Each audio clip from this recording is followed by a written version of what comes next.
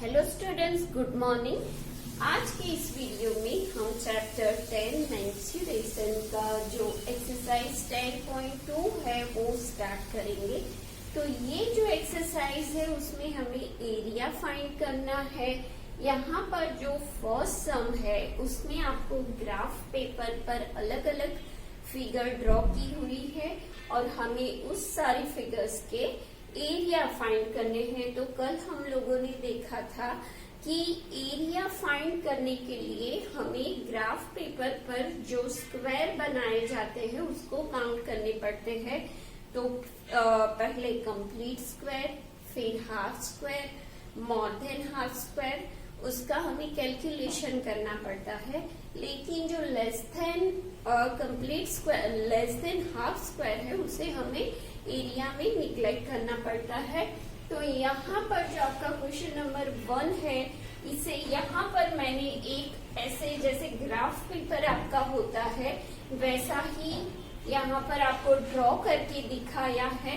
यहाँ पर ये जो है पूरा स्क्वायर है उसे 1 यूनिट स्क्वायर कहते हैं और यहाँ पर जो हर एक यूनिट उसका होता है वो सब सेम एरिया के है। तो वो जब हम ग्राफ पेपर का यूज करते हैं तो हमें परफेक्ट फिगर मिलता है, लेकिन मैंने यहाँ ऐसे ही स्केल से ड्रॉ किया हुआ है। तो यहाँ जो आपकी फिगर ए है उसका एरिया अगर हमें फाइंड करना है तो हम क्या करेंगे, the area of a given figure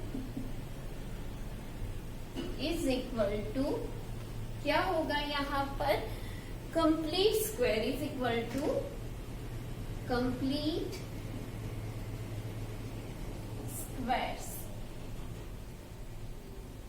is equal to how many squares यहाँ कंप्लीट है, तो 1 2 3 4 5 6 7 8 एंड 9। तो यहाँ पर होगा 9 स्क्वायर यूनिट्स। तो जो एरिया है, the area of a given figure is equal to क्या होगा, यहाँ पर space occupies by the figure. यहाँ पर जो आपको फिगर दी है उसने कितनी स्पेस ऑक्यूपाई की है उसके हिसाब से उसका एरिया हमें यहाँ पर मिलता है। तो यहाँ फिगर ए जो है उसमें सिर्फ कंप्लीट स्क्वायर ही है, इसीलिए यहाँ पर उसका जो एरिया है वो 9 स्क्वायर यूनिट्स होगा। अब बी सी डी जो है वो इजी है, वो आप फाइंड कर सकते हो, लेकिन यहाँ पर जी थोड़ा अलग, मतलब कि यहाँ हाफ स्क्वायर आपको दिया है। तो यहाँ पर जी के लिए हम क्या लिखेंगे, देखो यहाँ पर जो कंप्लीट स्क्वायर है कितने हैं, तो ये 1 2 3 एंड 4 कंप्लीट स्क्वायर्स है। हाफ स्क्वायर कितने हैं, तो वो भी है 1 2 3 एंड 4। ठीक है, तो यहाँ पर जी में हम लिखेंगे space occupies by the given figure is equal to area of a figure is equal to complete squares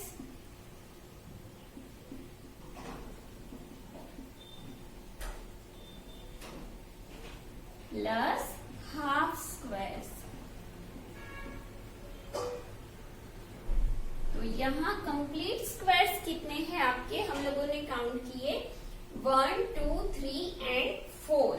तो यहाँ पर होगा 4 प्लस हाफ स्क्वायर्स कितने हैं, तो हाफ स्क्वायर भी यहाँ पर 1 2 3 एंड 4 है। तो यहाँ पर होगा 4 और क्या है ये, स्क्वायर यूनिट्स। सॉरी, यहाँ हाफ स्क्वायर है तो यहाँ पर हमें क्या करना है, 4 जो कि हाफ है तो उसे multiply by 1/2 square units is equal to 4 plus यहाँ 2 2 जा 4 तो 2 होगा square units is equal to 4 plus 2 कितना होगा 6 तो 6 स्क्वायर यूनिट्स। ओके तो समझ में आया कि यहाँ पर मैंने क्या किया है, यहाँ जो कंप्लीट स्क्वायर है वो काउंट करके लिखे हैं और जो हाफ स्क्वायर है वो दोनों का यहाँ पर प्लस किया है और जो आंसर मिला वो एरिया ऑफ द फिगर है। अब ये एल है उसमें यहाँ पर एक लीफ है और वहां उसका हम एरिया कैसे फाइंड करेंगे, तो यहाँ पर सबसे पहले हमें देखना है कि कंप्लीट स्क्वायर कितने हैं और हाफ स्क्वायर कितने हैं, मोर देन हाफ कितने हैं और लेस देन हाफ कितने हैं वो देखने हैं। तो यहाँ पर ये फिगर आप थोड़ा जूम करके देखोगे तो पता चलेगा कि यहाँ पर ये एक 1 and 2 फुल स्क्वायर है, कंप्लीट स्क्वायर है। फिर मोर देन हाफ स्क्वायर, तो मोर देन हाफ स्क्वायर कितना है यहाँ पर, तो वो देखेंगे यहाँ पर ये 1 ये 2 फिर ये है 3 फिर ये है यहाँ पर 4 फिर ये है 5 और ये है 6। तो हमारे पास 6 जो है वो मोर देन हाफ स्क्वायर है। तो यहाँ पर मैं लिख रही हूँ 1 2 3 4 5 and 6। और अब देखेंगे कि लेस देन हाफ कितने हैं, तो लेस देन हाफ आप देखोगे तो वो यहाँ पर 1 and 2 है, ओनली 2 जो है वो लेस देन हाफ है। तो यहाँ पर पूरा जो हाफ स्क्वायर है वो एक भी नहीं है, तो यहाँ पर जो मोर देन हाफ है हम उसको 1 स्क्वायर रिकग्नाइज करेंगे, कंसीडर करेंगे।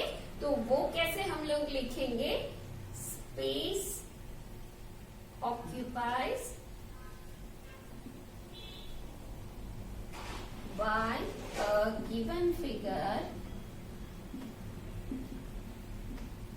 L is equal to area of a figure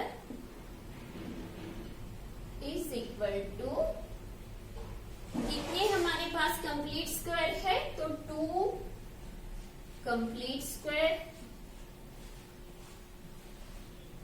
plus more than half square कितने हैं, तो वो है 6 मोर देन हाफ स्क्वायर। तो ये ही तो होंगे ना, क्योंकि जो लेस देन हाफ है वो तो हम कंसिडर नहीं करेंगे। इज इक्वल टू 2 प्लस 6, यहाँ पर बाहर हम क्या लिखेंगे, square units is equal to 8 square units. तो ये जो फिगर है उसका जो एरिया है वो कितना मिला, 8 स्क्वायर यूनिट्स। तो ऐसे यहाँ आप लोगों को 10 या 12 ऐसी फिगर आपको दी है, सब इजी है। वहां सिर्फ आपको कंसीडर क्या करना है, जो पूरा स्क्वायर है वो और मोर देन हाफ स्क्वायर जो है वो दोनों का प्लस हमें करना है, और जो हाफ स्क्वायर है पूरा हाफ स्क्वायर है उसे हमें कंसीडर करके एरिया फाइंड करना है। तो यहाँ आपका क्वेश्चन 1 खत्म हुआ। Now we are going to do question sorry जो आपकी एक्सरसाइज 10.2 थी उसमें एक ही क्वेश्चन है और ग्राफ पेपर पर अलग अलग फिगर्स ड्रॉ की है और आपको उसके जो बॉक्सेस बने हैं यूनिट्स है उसके हिसाब से आपको एरिया फाइंड करना है। तो वो हमने आगे सीखा क्वेश्चन नंबर 2 10.2 में नहीं है, लेकिन अब जो हमारा आगे का टॉपिक है वो है एरिया ऑफ रेक्टेंगल।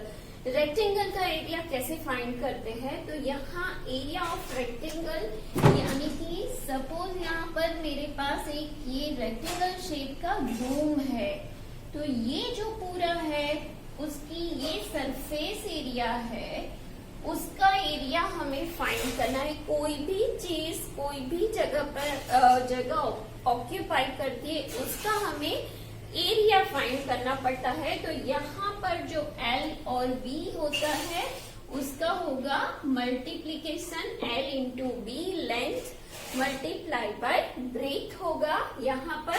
तो area of rectangle is equal to length multiply by breadth. अगर आपको लेंथ फाइंड करनी है, length is equal to area of rectangle upon breadth होगा। और अगर आपको ब्रेथ फाइंड करनी है तो आपको करना पड़ेगा area of rectangle upon length. तो जब आपको एरिया मिलता है और ब्रीथ दी जाती है और लेंथ फाइंड करनी है तो आप इस फॉर्मूला का यूज करोगे। अगर ब्रीथ फाइंड करनी है तो इसका, और एरिया अगर फाइंड करना है तो लेंथ इंटू ब्रीथ होगा। पेरीमीटर में आप क्या करते थे?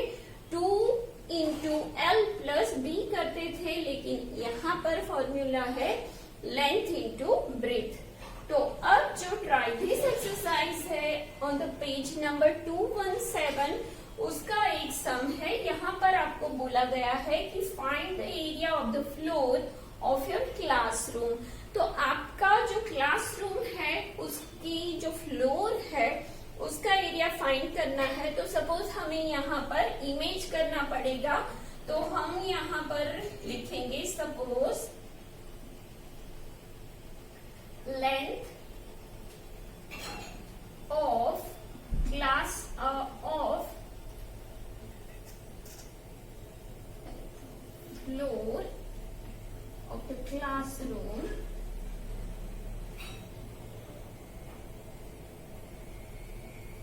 is equal to, यहाँ पर हम लोग लिखते हैं 12 मीटर एंड ब्रीथ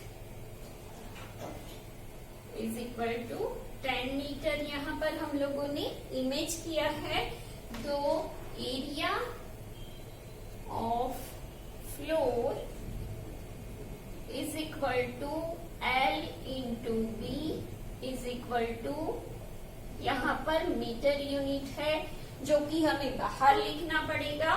तो यहाँ लेंथ है 12 मीटर मल्टीप्लाई बाय 10 ब्रीथ है, मीटर हम बाहर लिखेंगे। दोनों का मल्टीप्लिकेशन क्या होगा? 120 meter. So the area of the floor of classroom is equal to 120 meter. तो यहाँ याद सिर्फ आपको ये रखना है कि फॉर्मूला में आपको लेंथ और ब्रीथ का मल्टीप्लिकेशन करना है।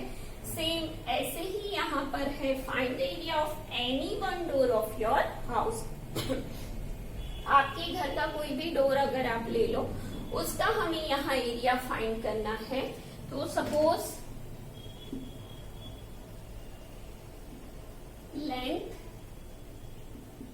Is equal to 3 metre and breadth is equal to 2 metre. तो एरिया